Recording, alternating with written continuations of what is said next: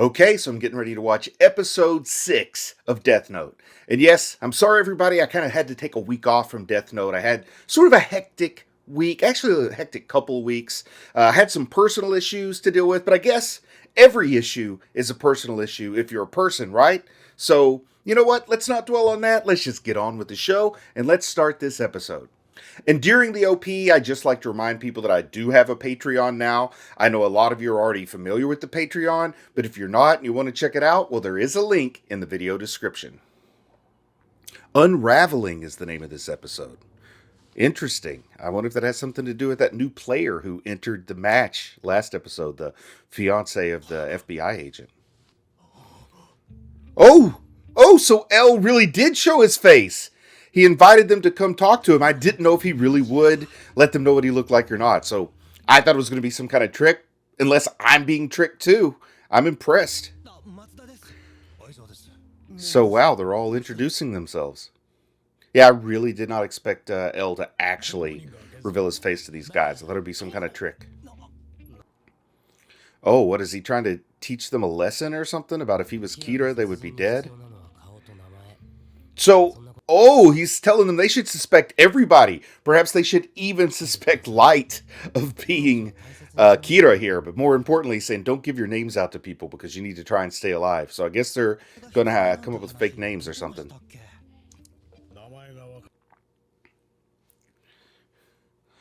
Oh, so there has been some experimentation here too, where they've dealt with people whose names are either unknown or they released fake names. So they're kind of playing this game cleverly to figure out the rules with which they have to work while chasing Kira here. Oh, and he's making them turn in all their personal electronics. It's like he's going into a Sylvan testing center or something. They're getting ready to take their SATs. I want to start sitting in a chair like L does there, where you put your feet up on the chair and squat. Of course, I'm kind of a big guy. I might break a few chairs trying to do that. Or break a few kneecaps. My kneecaps I'm talking about. So I'm curious to see exactly what L is going to present to these folks at this super important meeting. Top secret hotel suite meeting or whatever. Wow, guy likes a little bit of sugar in his tea, doesn't he? Oh, he's even given him a new name, Ryuzaki, instead of L? I don't get it. That's a good idea, just don't release the names. But he's saying ordinary people would be killed? Because he's got to kill somebody, like you got to feed the beast. I like L's theory here. Yeah, he would be willing to kill innocents. He says Kira would be willing to kill innocents in order to win this game. Oh, and I like the insight that L says, or Ryuzaki says, I am just as childish as Kira, and that's why I understand him so well. I like that. Yeah, that was the proof he needed that Kira would not limit himself to criminals. And of course he killed that FBI agent, so he actually just wants to kill and express power. So, okay, I feel like L is probably getting a better grasp on Light than Light's getting on L right here. Because he really seems to have some insight into what he's dealing with. I haven't seen Light or Kira show the same kind of respect or understanding to L yet. But maybe that's what's going to happen in this episode. Oh, yeah, he really seems to understand Light's motivation really, really well here, considering he's doing this from afar. But Kira is holding the whole world hostage in order to prove he's not the evil one. He will kill everybody to prove it. Oh, wow. So they're talking about sending in 1,500 investigators from around the world. And he's going to feel cornered and see what he does. How does this caged beast, this cornered monster, lash out?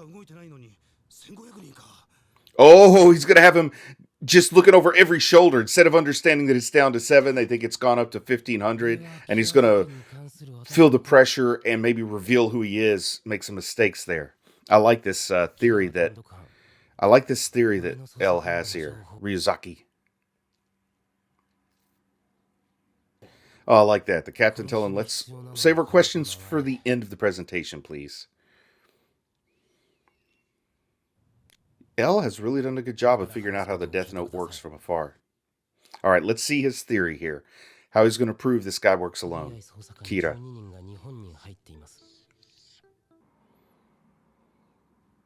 I like this. It's showing how he deducted everything, how everything broke out. Like he's breaking it down, how he has figured this out, which is, in my opinion, pretty good storytelling. Because you don't like it when they just have like that godlike power to know something. You have to have a good explanation for the deductive process.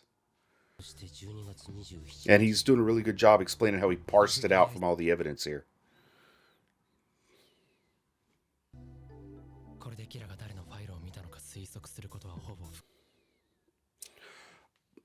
Okay, so he's trying to keep his contact with Ray secret here.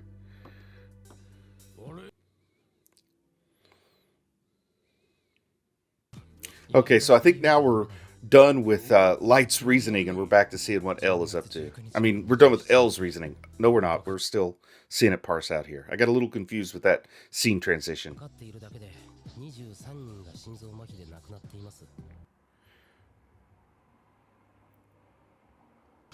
Okay, so... Okay, so it's showing how he really expanded his criteria for who to kill to reach these 23 people. Okay.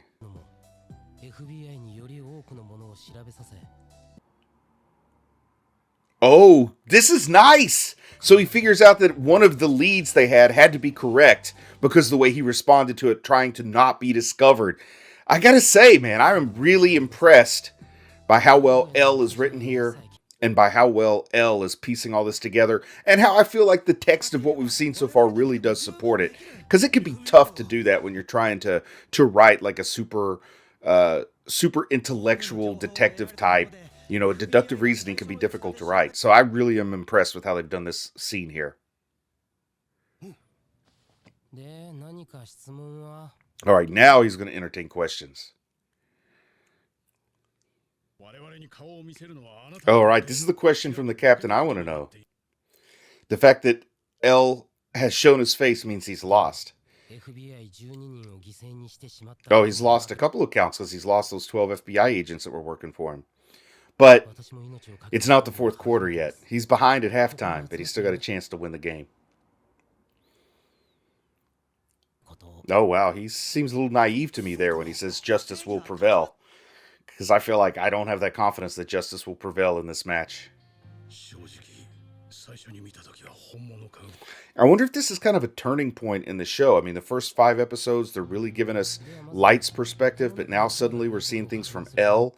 I wonder if like the sort of focus of the show is going to change from Light to L here moving forward. I don't know, just a possibility. Curious to see how the narrative plays out from this point on.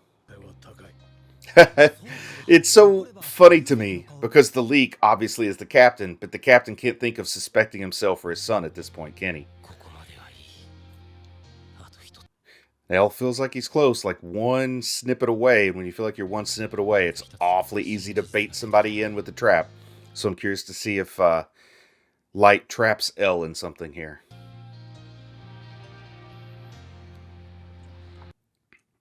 Oh, and is this the lady? The fiancé?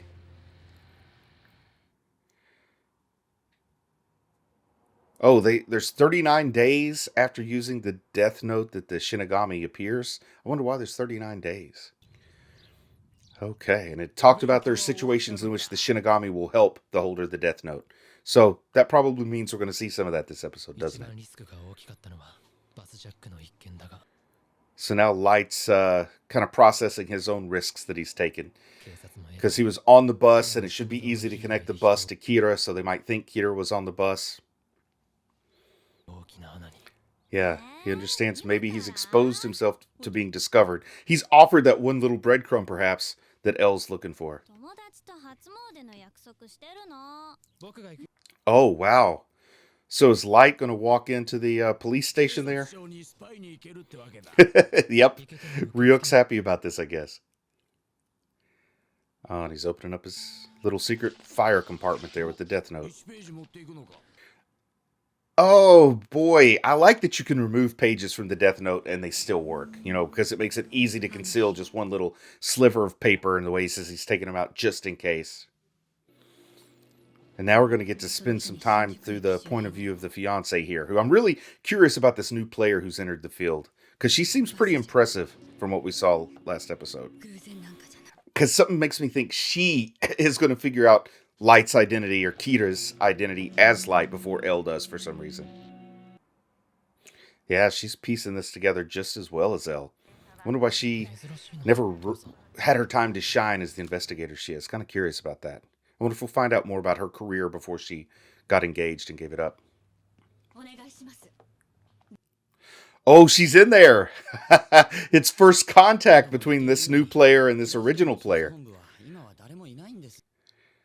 She's, looking for the Kira Task Force headquarters, and he hears her looking for it, so suddenly he knows this is a person of interest to him. Is he going to kill her? He's got to get her name. He can't kill her without knowing her name. Yeah, he just overheard her mentioning the Kira investigation.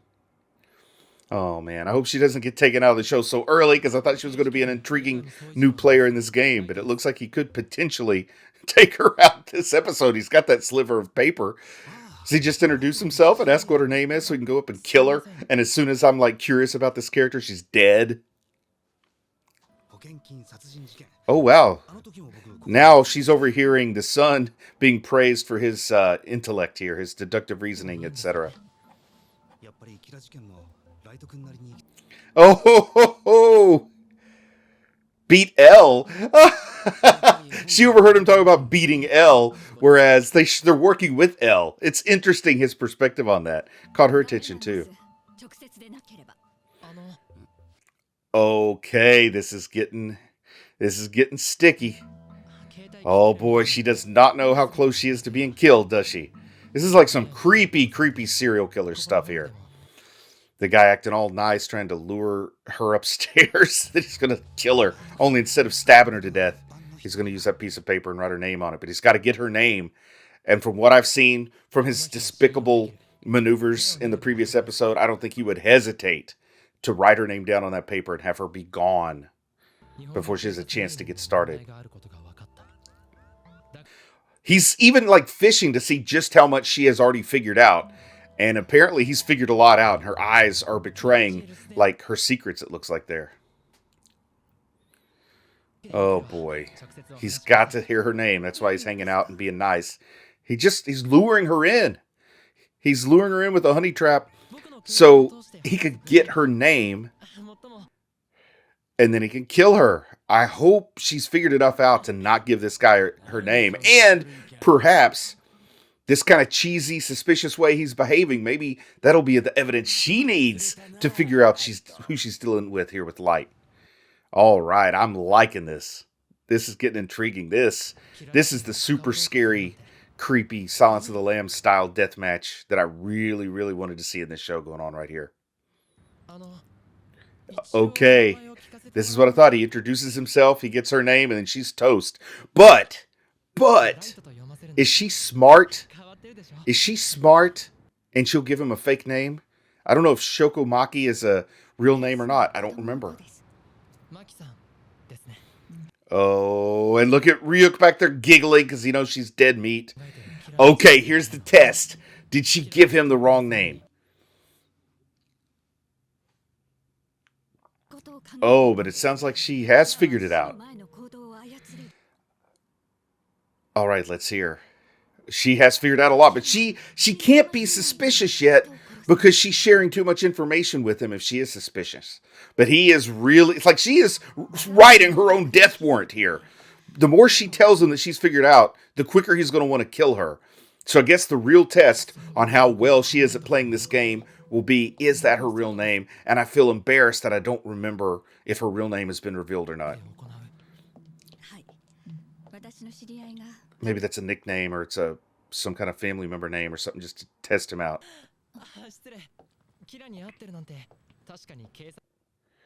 She thinks she has met Kira? Oh boy. Okay, this is crazy. Oh, Oh, she's revealing her relationship to Ray here, that she thinks Ray met Kira. Oh, this is good. This is good. This is one of those things where she might be playing him like a fiddle, or she might be totally oblivious and setting herself up for instant death. Oh, I like how he's overwhelmed with realization, his eureka moment here with the mention of Ray Pinber. Okay. Let's see how he deals with this. Fishing for more information, which I guess if you pretty much made up your mind you're going to kill her, get as much info from her as you can first. But I just wonder how aware she is here. Because I've been giving her a lot of credit. Maybe I'm way off. Maybe I gave her too much credit. But she's explaining her deductive reasoning really well, just like L explained his earlier. But it's like a totally different approach. I like it, how she takes a different kind of approach to figuring this out. Like it feels more like charts and graphs when we're seeing L do it. But with her, it seems more like connect the dots than charts and graphs. At least in my mind. It just seems like a different approach to deductive reasoning. It almost seems more fluid and more intuitive with her, whereas it's more like the meaning of deductive, where you have a list of possibilities and you deduct the ones that it can't be. So hers is sort of a by addition versus a by subtraction, if that's making any sense to anybody at all. Hard for me sometimes to explain all that while I'm still processing it in real time. She has it all nailed, and it feels very intuitive. Is some kind of shocking revelation going to come here soon? I really feel this tension being set up for me to be blown away by something. Like there's got to be an ooh-ah moment coming up. Even like the music's kind of it's having me a little on edge, waiting to totter one way or the other. Like I'm on a razor's edge and I don't know which direction I'm going to be pushed. Oh, Ryuk is impressed too. The one thing that Light was worried about, Ryuk's kind of having fun egging him on too. Ryuk can't wait for him to write that name in the Death Note. But also, we know that Ryuk knows her name because he has those Shinigami eyes, but he can't reveal the name, or at least he doesn't want to, so he would know if Light is being set up here. And the fact that he's having so much joy on his face makes me think he knows that Light is set up for a frustrating failure here. Oh, he's talking about how important her testimony will be. All the more reason for the very, very selfish Light to kill this poor lady who's done nothing except try to figure out who her husband's murderer is, or her fiance's murderer is. Oh, the tense beat in the soundtrack here. Oh, and then I love this like artistic choice, the way they're framing them alone as we hear Light's kind of voiceover there. Like the way this crosswalk is just dominating the field of view with that high contrast, like the good and evil, black and white. It's showing us how he sees the world high contrast. You're either all good or all bad in his eyes. And she just crossed over to the all bad for sure. And that is the end of another cool episode. Oh, this one is really just like tension. It's just pulling that string tighter and tighter and seeing how tight we can get it to pull before it snaps. And just when you feel like it's finally going to snap and you're going to see what's going to happen, to be continued. It's some good writing right here, at least in my opinion. I mean, it all depends on what you like, right? It's all a matter of taste. But for me, I really like being pulled like I'm waiting. I'm going to keep waiting for the next episode. But this will encourage me to rush right into that next episode instead of taking another week off or whatever. But yeah, man, glad to be back with this. Oh, trying to set the scene. I meant to tell you, I got a Death Note t-shirt because I really want to feel in the mood now when I'm watching it with the blood red Death Note. Anyway, I love this mental gymnastics that this show has me doing. I really like the four-dimensional chess or whatever you want to call it. I love this new player entering, and I want to see if she is more naive than I thought or every bit as clever as I thought. I'll be curious to see how she's written because I think it would be a bad way to write her to have her being more naive than I thought, but who am I to say? Anyway, with that, I just want to say I'm proud of you for watching anime, and I'll talk to you again soon. I just want to say a big thank you to everyone who supports the channel on Patreon. It really means a lot to me. If you might be interested in Patreon perks like early access to videos, uncut reaction videos, ad-free videos, and the opportunity to vote on which anime will be covered in the future, then click on the link in the video description. Thank you.